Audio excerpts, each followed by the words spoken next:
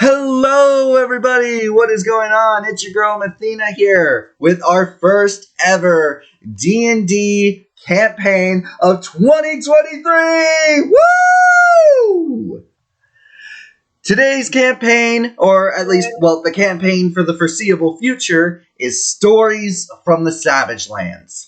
What are the Savagelands, you may ask? Well, basically think Pandora from Borderlands, or, for people who haven't played Borderlands, basically think Mad Max, little less apocalyptic, and a little bit more sci-fi. It is a desert wasteland with small little settlements here and there, and a whole bunch of sci-fi technology. A little bit of background is what was once just a completely desolated wasteland with scattered tribes, very primal tribes. Like when I say primal, I mean caveman primal. Then one day a ship came and crashed into the center of the Savagelands. This is known as the Space Heart. Unfortunately, no one has ventured into the Space Heart for quite some time because it's highly radioactive and very dangerous. But it is said that the Space Heart contains the most advanced technology in all of the Savagelands. Once this spaceship crashed, these primal people started working with the technology, and while at first they were very confused by it, over time they started to develop and get used to it.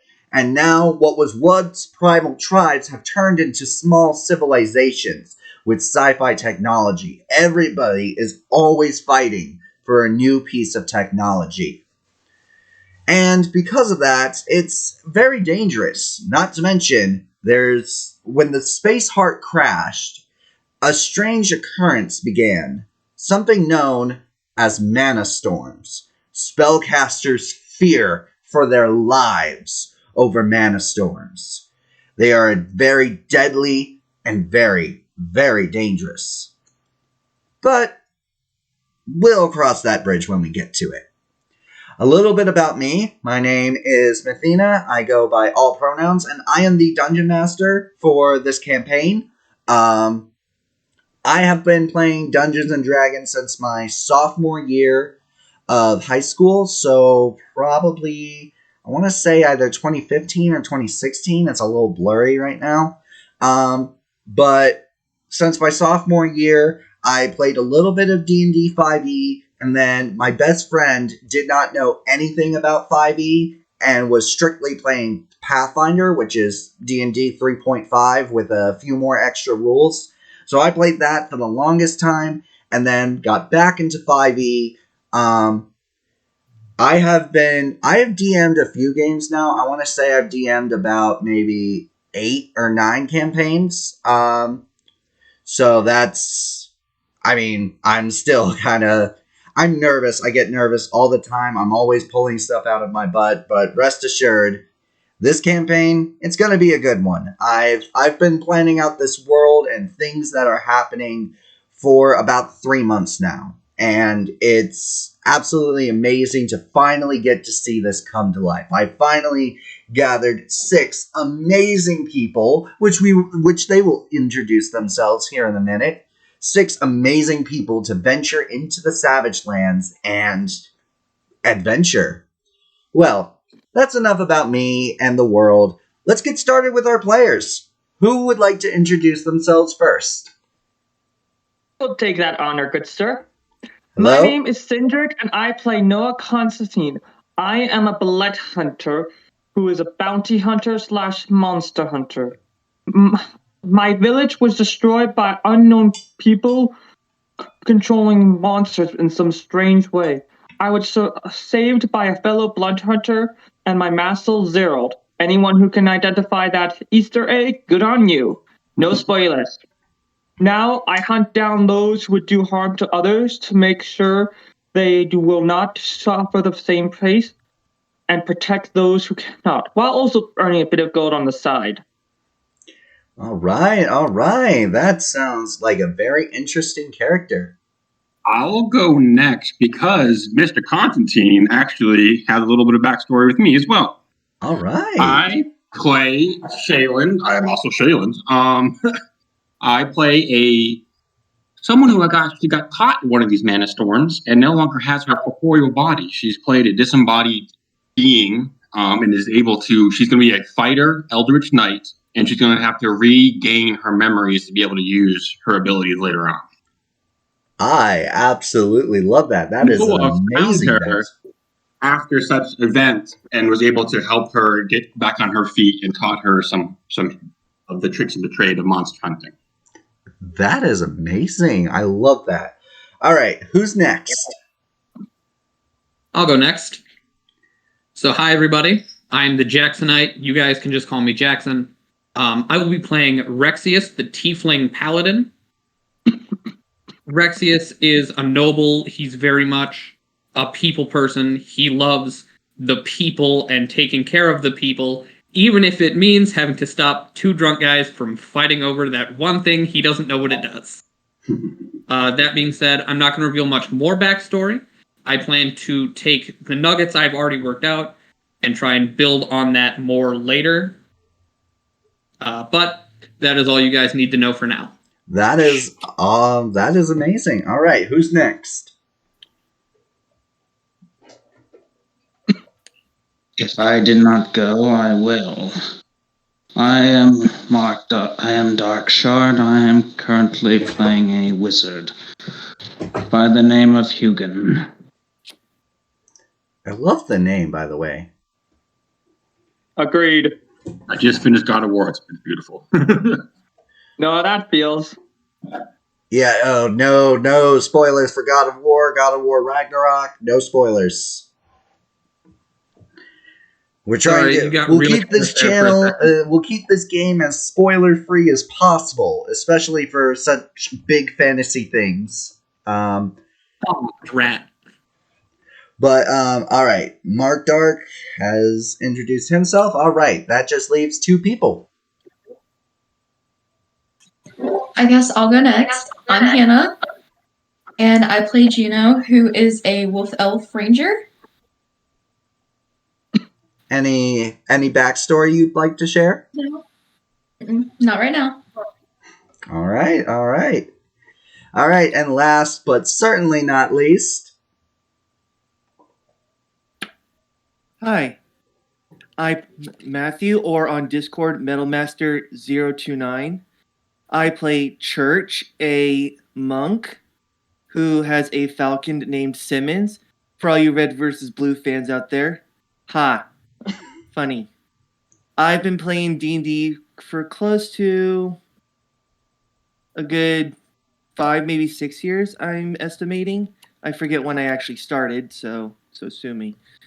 But let's have some fun. All right. Now that we have gotten introductions out of the way, I am nervous. All right. Oh my. But I'm excited. All right. So now that we've introduced characters, let's go ahead and set the scene. The curtains open, and there is a beautiful sunrise. The sun is rising on a desolate wasteland, except there's a decent-sized village, and when I say decent, I say about maybe a population of 50 people, which is a lot for the Savagelands. This is actually a very popular sort of settlement known as Scrap Heap. This is where all adventurers come to meet. There's taverns, there's markets, there's all sorts of stuff to do in Scrap Heap. And while it may seem a little cliche, you all meet in a tavern. What's everybody doing? I'm coming into the tavern, removing my hood and mask, and going to the counter to get a drink. Going to the counter to get a drink.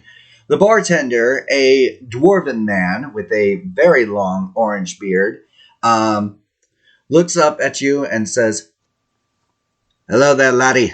What can I get for you?"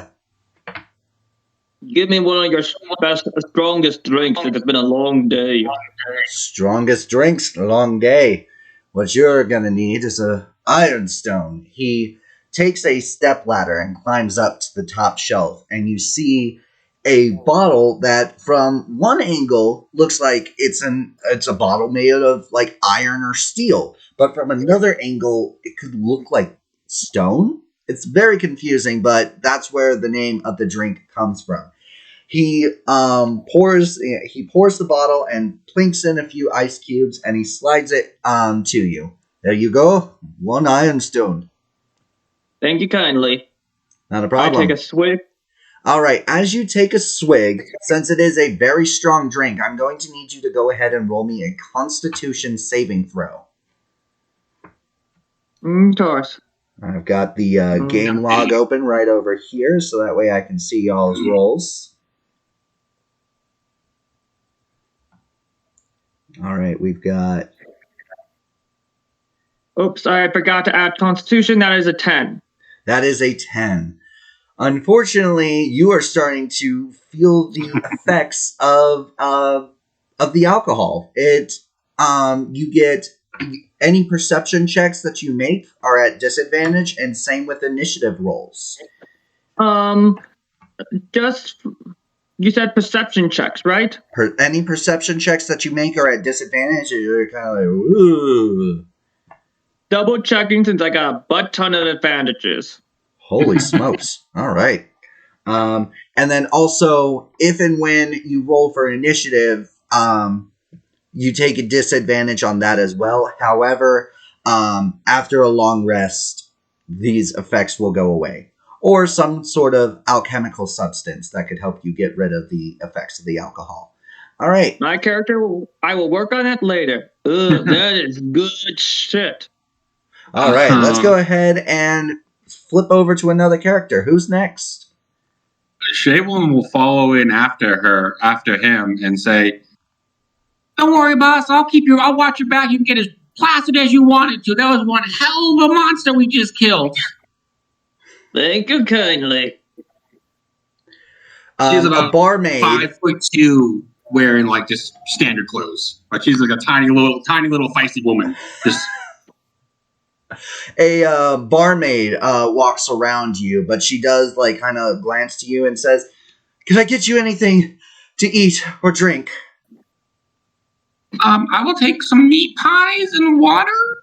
Meat pies, water. All right, I'll get it out as soon as possible. Hey! As she rushes off to stop two people from fighting. I'm just going to keep the eye out for everybody. You guys talk what you want. All right, let me just take a look at something right there. All right. Okay, so we've got Chaland? Yeah. All right. So she, yes.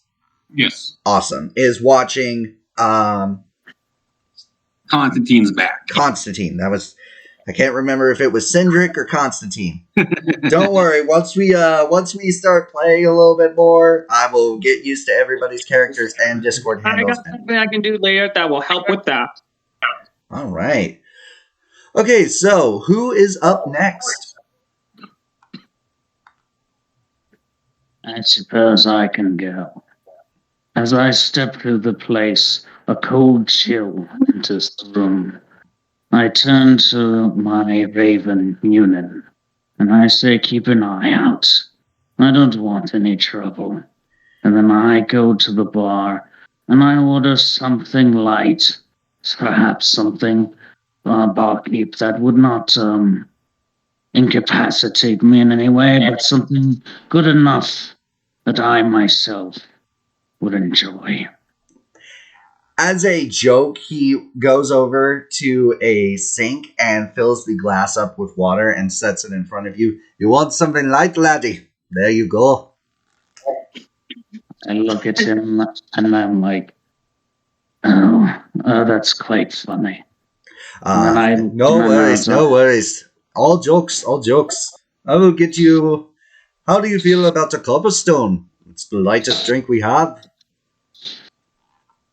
Oh, I suppose it will do. All right, one glass of copperstone. Very bottom of the shelf. He actually, like, even for a dwarf, he has to, like, kind of lean down because it's, like, very bottom shelf and pick it up. And he takes a fresh glass and pours the copperstone and he sets it next to the water. Keep the water. Oh, thank you very much. And as you take a drink, you do not have to roll any constitution. When I say light, this is like the lightest that alcohol can get. Like, you're going to have to drink like 2 bottles of Copperstone just to feel tipsy. Very well. Well, this'll do good. This'll be just fine. As he touches it, you see as it kind of like chills over and frost forms over the glass. Okay, That's Mr. an impressive Freeze. trick you got there. Oh, yes, I would imagine it's quite impressive. I just kind of like downed it. All right. And I also detect the sarcasm in that statement. More or less half sarcasm, half seriousness. Yeah, very well. all Oh, right. cheers. Cheers. Cheers. Cheers! All right. Who is next? Who's going to introduce themselves next? Church is actually already in the place. He's just been hanging out in the rafters, just keeping away from all the trouble. While you're up there in the rafters, you know, you got some cobwebs, maybe an actual web with like a tiny little spider. You do notice, you can see everything. You can see the fight breaking out. You can see the barmaid trying to like separate them, like stop. And you actually notice something very important. One of the guys, swings and tries to hit the person, but is so drunk that he like misses and frickin' right across right across the face of the barmaid. I'm gonna have Simmons go scratch the drunk guy's forehead. All right, so question: this is a animal companion, correct? Yes, my falcon. All right. Simmons. Well, we'll say a command. Does the funny thing about Simmons? The one thing he really hates are drunks. So, okay, I was going to say, okay, roll an animal handling to see if he'll listen, but if he actually does hate drunks, he will. He was waiting for your command. He swoops down and like literally the whole tavern goes quiet as your eagle just caws out loud and right across. Not the. I don't know why I was going here. Right across the forehead, which super easy target because this guy was bald. So just. And the guy's like, huh? Like kind of stumbling back and sees the bird, and he like tries to reach up and grab it, but he face plants. That's my boy Simmons. Here you go, your favorite little piece of jerky as usual. And I thought I was a beast. Hint, hint to what I will reveal soon. Ooh. All right. So, anything else that you do, Church? Or are you just continuing to chill out up there? Church is just chilling out, watching everything unfold. All right, Really? that leaves Post 2 up in a people. sniper's nest? Say that again. Are you like in a sniper's nest, Church?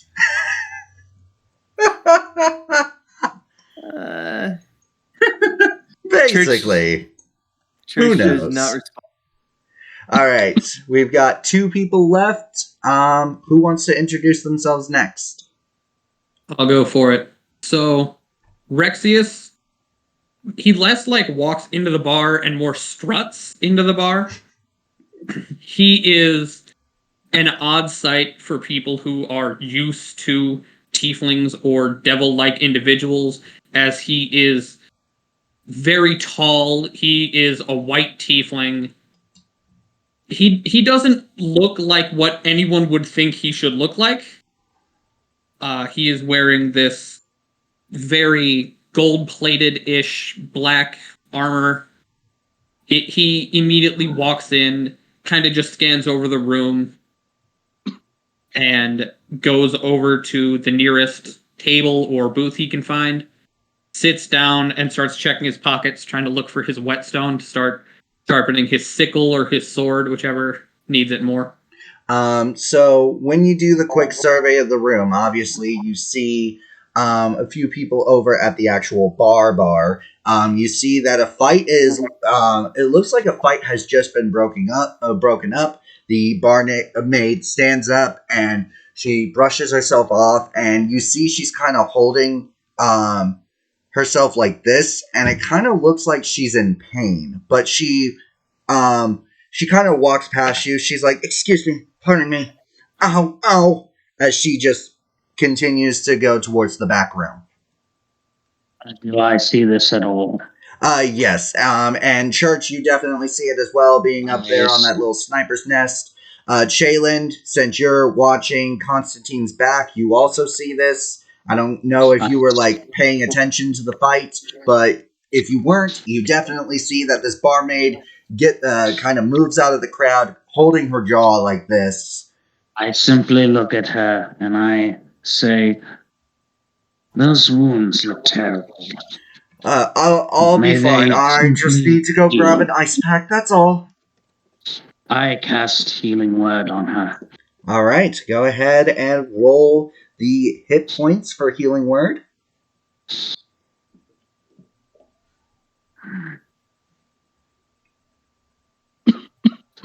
She is going to recover 7 hit points. And with that, she takes her hand. Obviously, she took her hand off for you to work your magic. And she kind of like opens her jaw, kind of like works it a little bit. And she's like, "Wow, it feels so much better. Thank you. Thank you so much, sir." She kind of like does like a bow. And she looks like kind of up and over you to the barkeep. And she says, "Mr. Whetstone, his next few drinks are on me." "All right, it's coming out of your paycheck, laddie." I know, sir." And with that, she's like, "I must get myself cleaned up at the very least. Thank you so much." She does another bow and goes off to the back room. Let's see here. And Do for I see your this? helpful act of kindness and playing into your character, Mark, you have yourself a point of inspiration. Oh, good. For those Do who I don't see- know what inspiration is, basically a player can use a point of inspiration to roll 2 d20s and take the higher result. A d20 is a 20-sided die. We call this rolling with advantage. Earlier I said that Noah was going to be doing some things at disadvantage, which means he takes 2 20-sided dice and he takes the lower result. I'll explain a little bit more as we get into some more dice rolls. But so the barmaid heads into the back rooms, and Jack, you kind of see this. You see Hugin working his magic, and after that, I suppose you just sit down and continue to sharpen your sword. Righto. Which means that, Jack, unless there's anything else you were wanting to do. Honestly, the only thing he's likely to do is just intentionally make it clear he's noting the only other tiefling that I'm assuming he spotted. Yes. There's more than one, but... Yes, Hugin, you are a tiefling. Yes, just making sure I got that right. Yes. Yeah, But so you cannot tell by looking at me. Yeah, so Hugin is a tiefling. You can tell he's a tiefling, so you make the note, you make it obvious that you're making said note, and head to the nearest table and begin to sharpen your sword. Which leaves Hannah. What's Juno up to? Juno has actually been working at that tavern for a while and is just doing her job, with everything. So you see that your fellow barmaid just got whapped in the jaw, and I'm assuming you would have rushed to try and help her, but then you saw Hugin work his magic, and now she's all better. She's going to clean herself up. But now that you are the only barmaid on the floor, it's a very busy day. You've got one drunk kind of waves at you like, excuse me, hey.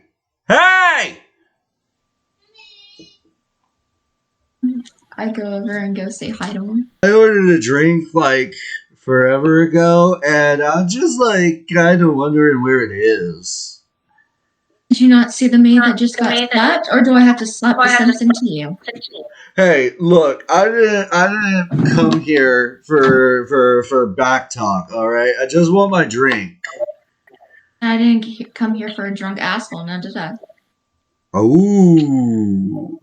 With that, he kind I of gives hear you like this a flabbergasted look, and is now basically acting like a drunk parent. I demand to speak to your manager. You want to speak to my manager? Well, why don't you look at my ass? Oh, shit! Juno gets herself a point of inspiration. That was absolutely beautiful. Round of applause, people. A round of applause. Everybody, all of you guys hear that and respond how you will accordingly, but oh, That damn, was sick burn. hilarious. Oh, come on. I just want my damn drink. Why Show don't the you go ladies make some yourself respect one? and you might get it. Hey, butt out, man. Nobody was talking to you. Church is just gonna take a little pebble from his upper left pocket and just. Oh, hey, who did that? That hurt. Owie.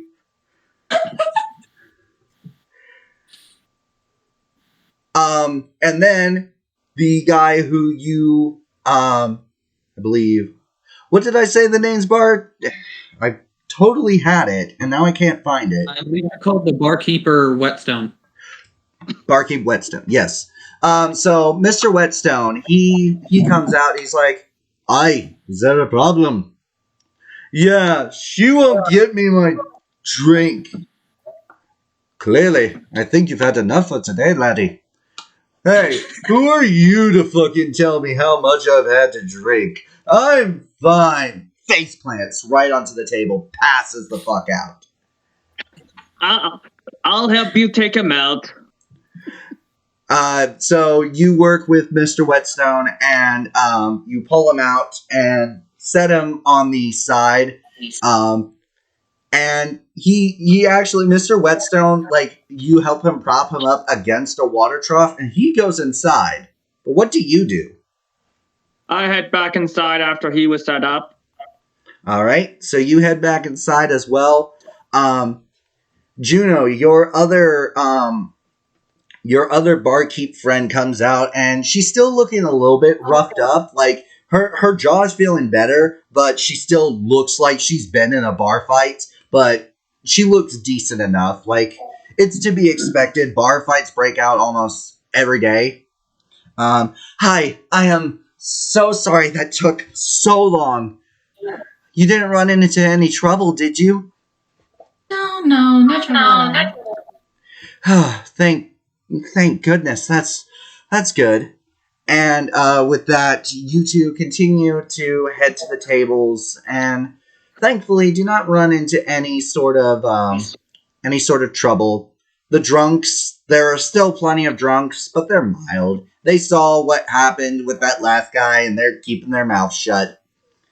They'll get their drink when they get their drink. That's what they're saying to themselves. All of a sudden, you guys all start to hear a very low rumble. And all of you know immediately what's going on. Mr. Whetstone rushes like lifts up the little side door thing and rushes to the doors and is pushing this giant, and I mean giant, block of stone to try and barricade the doors. Whereas other, like, Juno, you and the other barmaid, because you guys know what's going on, you guys are trying to barricade the windows with very heavy duty scraps of metal. But everyone else, you see that Mr. Whetstone is having a hard time with the stone. And if he doesn't get that door barricaded soon, that storm is going to come rushing in here, and it's not going to be a pretty sight. I ran over there. Chanting something. I am hopping over the table and helping him push that against the door. I just yell, don't want to get stuck another one, don't want to get stuck another one, don't want to get stuck another one, and just run to the door. Tenses floating disc. Which brings up a question I've been meaning to ask. All right. Would my character be affected by the storms the same way as other spellcasters, since my magic is different? So, based on some research that Hannah and I did, Hannah, thank you so much for helping me out with this research.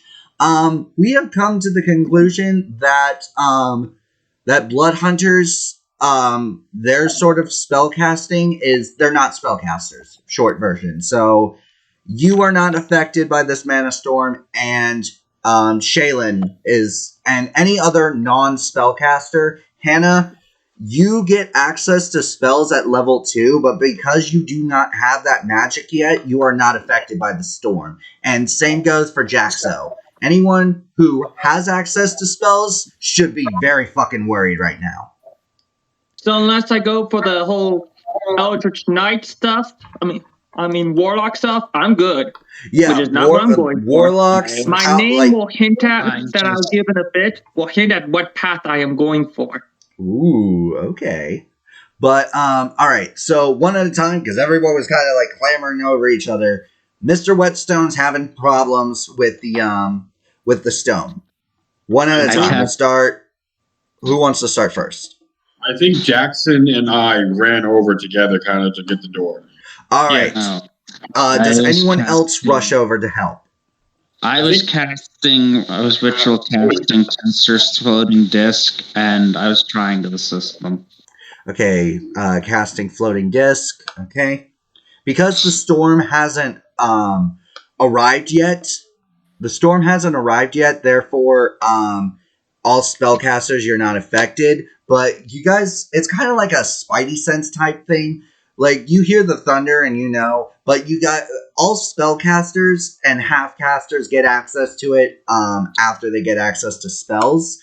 But it's kind of like a sixth sense. You know how long it's going to be before the storm arrives, and it's coming very fast. So, but you're not, spellcasters are not affected just yet. But if that stone does not get in front of that door, and because if the mana storm, if there are any openings in a building, the storm is able to form inside said building.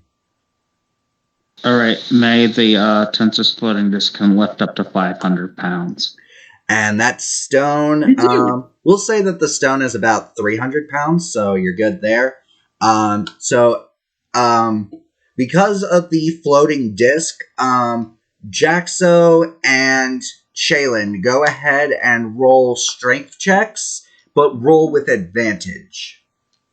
And just so you know as well, I can push up to 510 pounds myself. I'm a beast of a woman.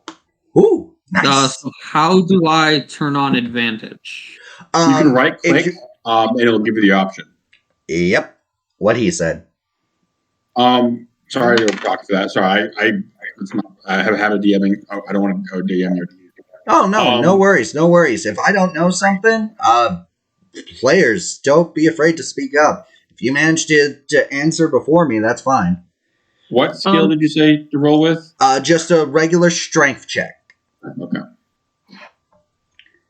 All right, we got Rexius with a 16. We got Chayland with a 17. And we have Mr. Whetstone with a 19. So you guys are successfully able to push it in front of the door. And Hugrin, Mr. Whetstone, like, kind of just shouts because he doesn't know who specifically cast it and said, "Whoever's got the weird spinning disc thingy, dismiss it! Dismiss it!"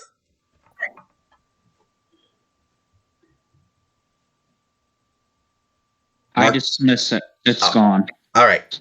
Just so the disc is dismissed. You guys hear a loud boom. Obviously, as the stone kind of hits the ground, it's 300 pounds. So even if it was just barely floating, it's still going to make an impact. But any spellcasters, you guys now know that the storm is here. But thankfully, the room is properly sealed up, and now everybody has to wait it out. One drunk kind of like stumbles towards the stone and he's like trying to push it. He's like, "Come on, I'm done here. I want out." No, you don't. I say going after that person and drag him away from it. Come on. No, laddie. Mana storms are dangerous, not only for spellcasters, but even for non-spellcasters such as myself, not to mention the necromanas. Dead spellcasters who have fallen in a mana storm are reincarnated as necromanas. They are a very dangerous, nasty species. I look to my companion Chalice and say, "Well, that may not what always be what happens." I say to myself. All right. And with that, the storm is still blowing through. And you guys, so Juno, everyone's kind of like huddled up together. Everyone's kind of like staying close, because who knows how long the storm is going to be. And everyone,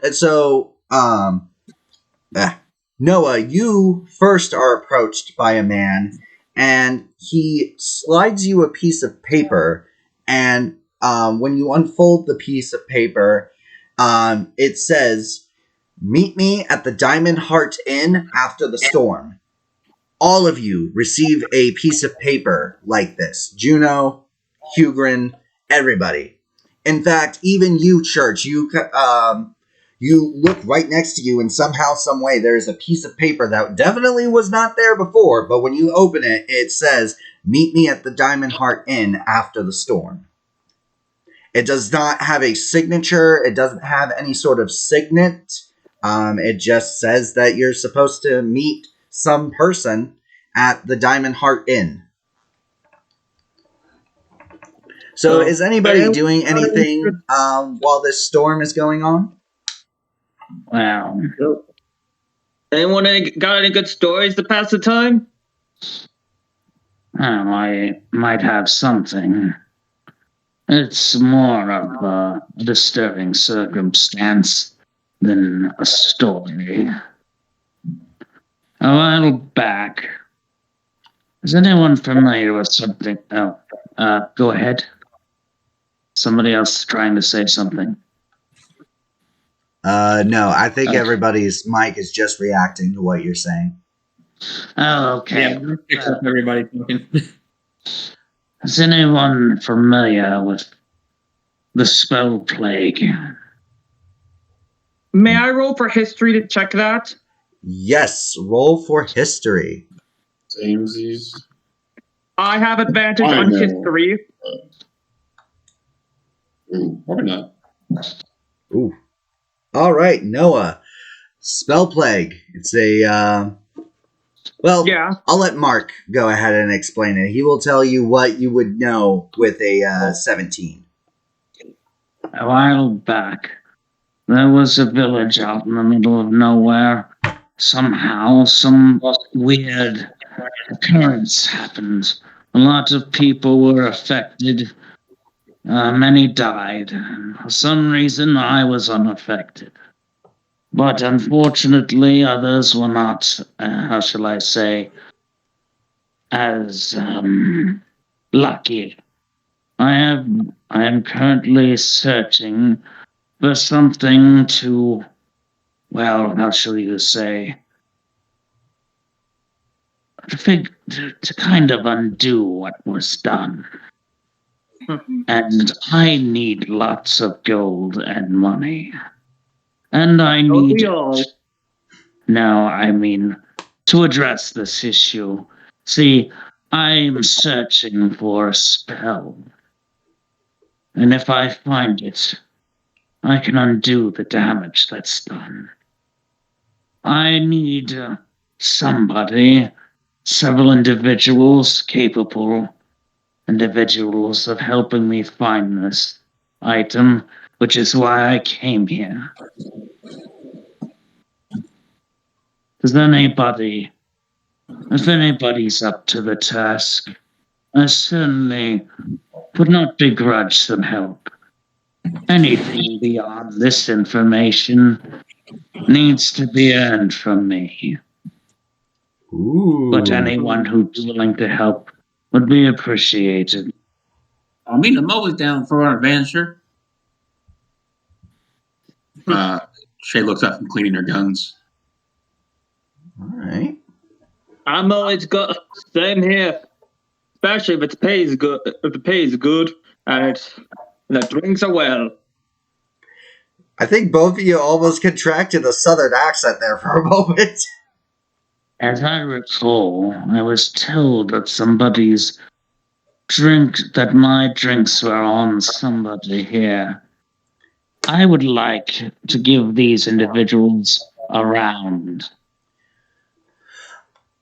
The barkeep who said the next few rounds are on her.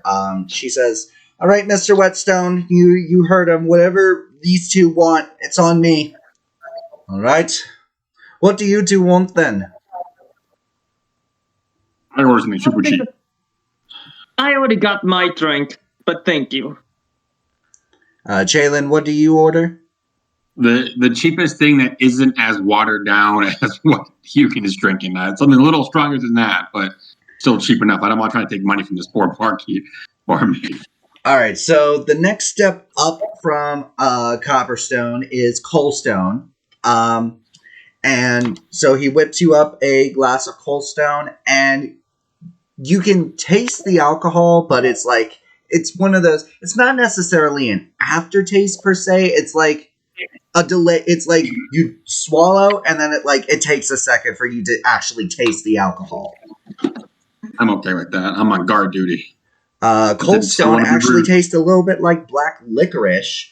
Copperstone tastes like caramel. Forgot to mention that. And then what was the shit? I just had the name. What was the name of the drink that you had, Noah? Ironstone, I think. Ironstone, yes. Mm-hmm. Ironstone. What does Ironstone taste like? I have it here in my notes. Well, since you told a bit about yourself, might as well tell a bit of my story. Pretty much a bounty hunter of both the humanoid and monster kind. Take down a lot of beasts. Even earned myself a name, the Azure Beast. Although the hair kind of helps with the name.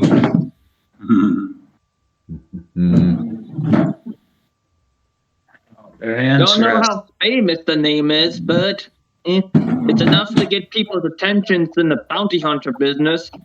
You hear Azure Beast, Azure Beast, Azure Beast in the background, kind of like people are cheering the name, but it's just me running around. Jalen, point of inspiration. Point of inspiration. That is hilarious. Church is gonna hang by the lower back of his legs,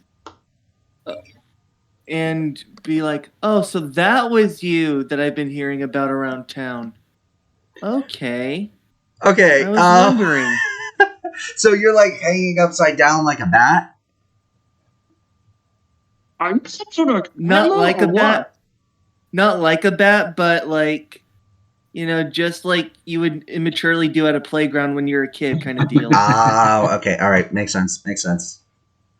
Hashtag every gymnast ever.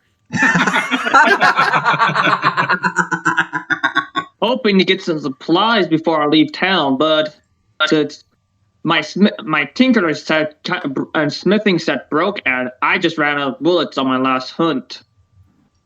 Well, if you're looking for bullets, we actually have a gunsmith here.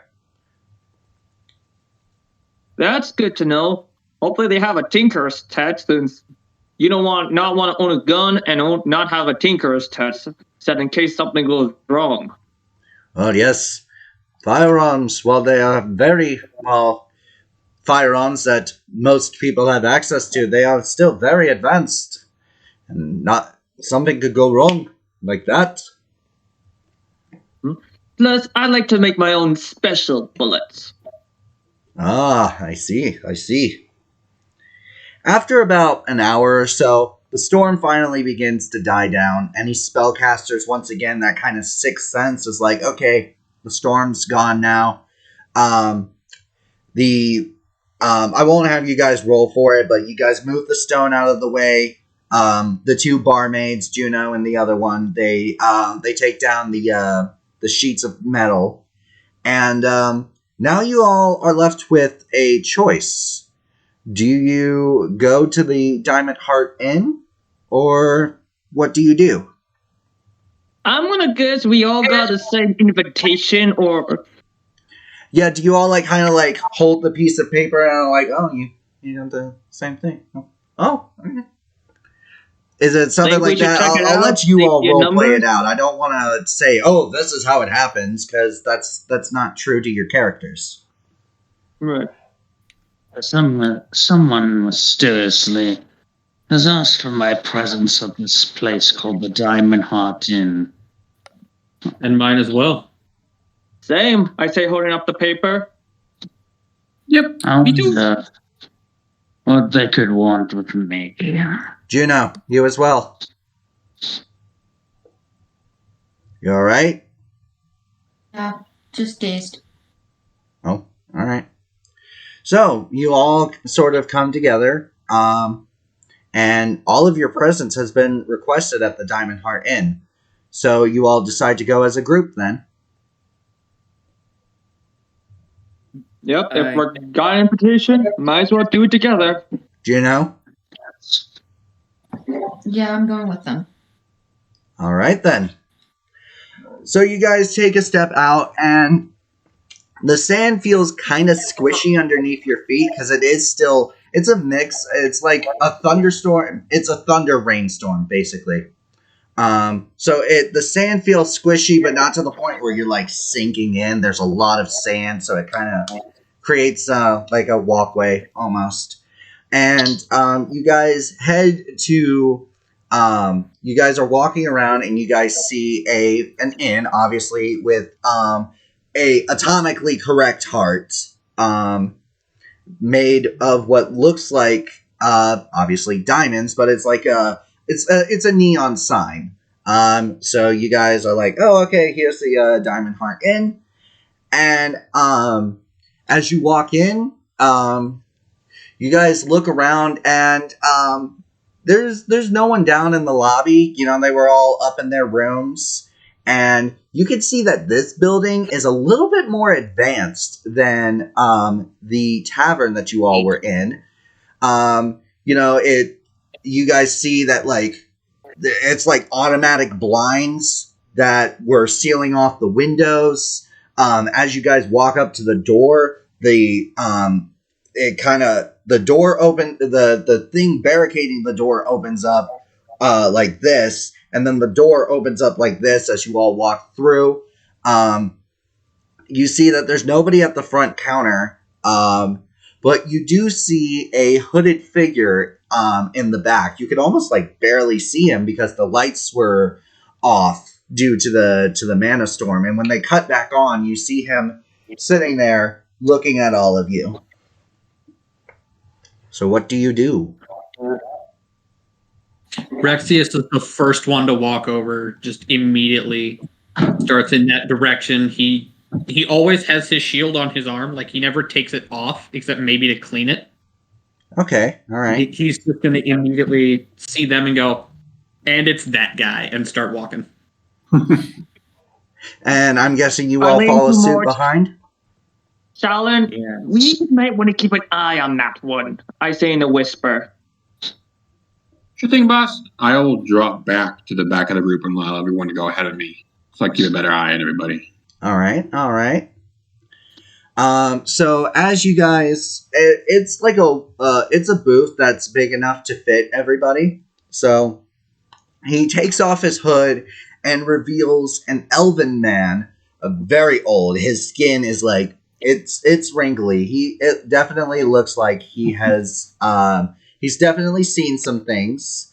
And he takes off his cloak or his hood, and he says, "Greetings, everyone.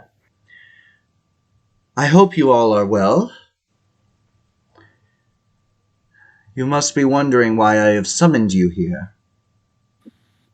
Oh, I Yeah. assumed it was so handsome.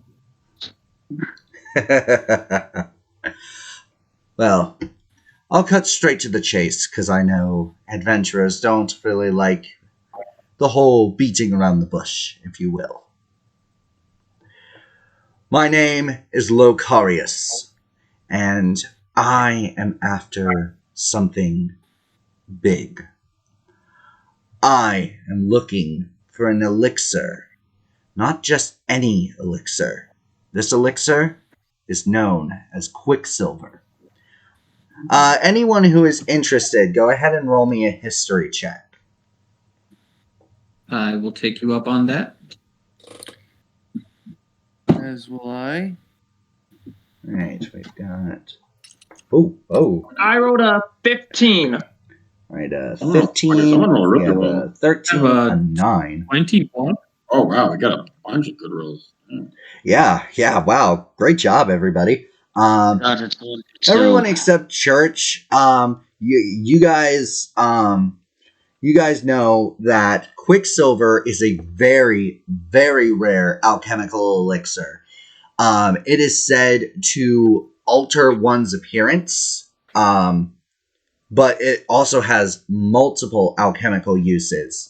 Just drinking this Quicksilver makes your body... When I say alter your appearance, you become a body of silver. Not just any silver, liquid silver. But not very many people have tried this. Most who have died from it. But it also has lots of alchemical uses, including a kind of obscure alchemical recipe known to create immortality. So everyone except Church. Everyone except Church knows that this elixir, it's very sought after, but it is very rare.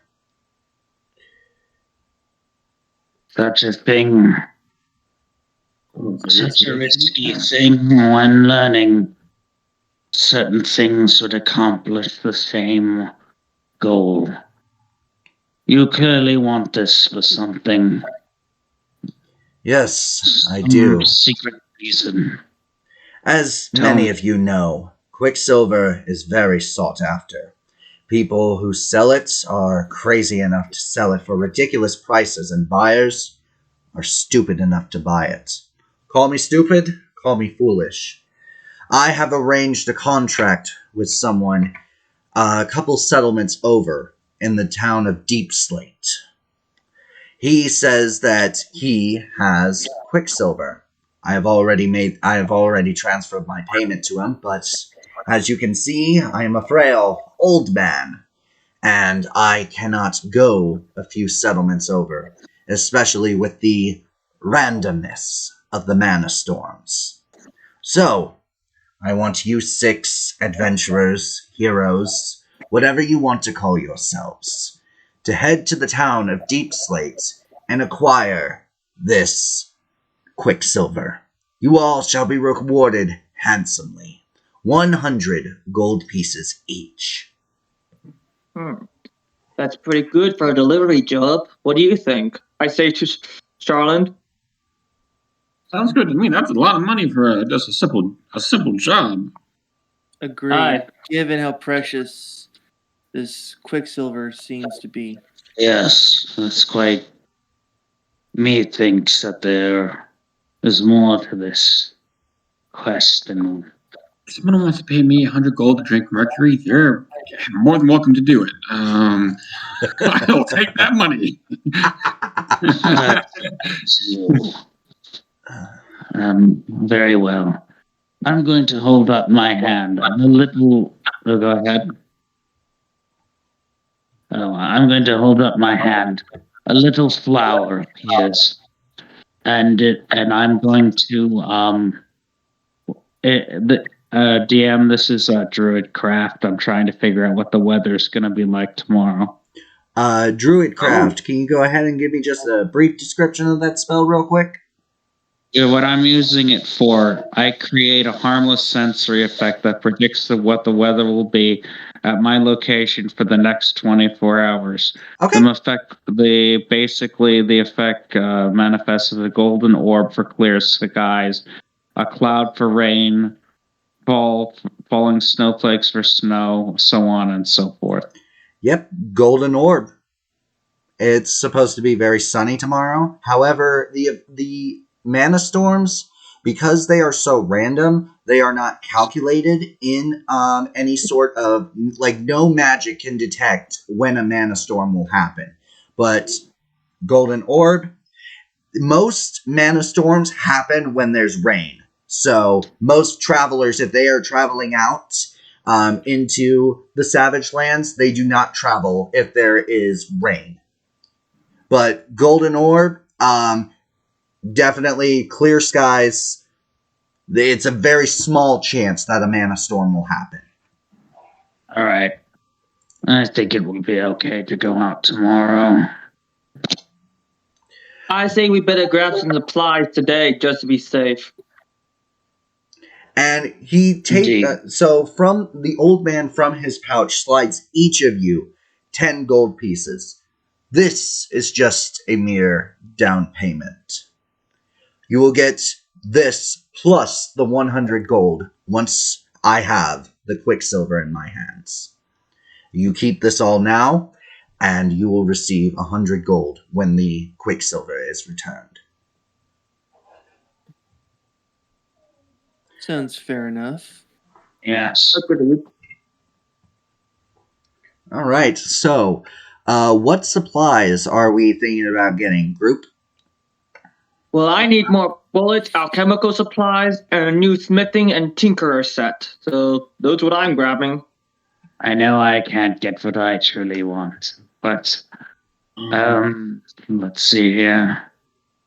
I have enough rations for 5 days. Does anyone else? Oh no, I have 10 rations. Enough for 10 days. I guess an oil flask would be acceptable. Just that. I got a torch. I got some rope. By the way, out of character, the trip to Deep Slate is going to be about 2 days. So everybody needs at least 2 days of rations. Okay, I've got 10 days of rations. I'm currently attempting to check what I've got. I do not use D&D Beyond very often. I only have 1 day worth of rations, so I will have to purchase more. All right, so do you guys want to go by foot or try to get some sort of vehicle? Is it possible that we could find some sort of carriage that would take us there? The old man pipes up. Yes, there is a carriage. And, well, I know a guy. Tell him you spoke to Darkstar, and he will let you use his wagon. But he will ask for a down payment should any damages occur. The down payment is 20 gold pieces. Do with that as you will. Now, if you'll excuse me, he puts his hood up and kind of like gestures for the people on his left to kind of like scoot over so he can leave. Does anyone else have any other questions before I go? How old are you? They look to this old as an elf. Sorry if that's rude. That's a little personal, but In human years, I am about 150. Oh, dude, elves not get old in this world? Well, for No. human years of 150, Oh, might I you're say right, you you're- look amazing. Yeah, human years 150. My math was not calculating there. My character is smart. I am not. Okay.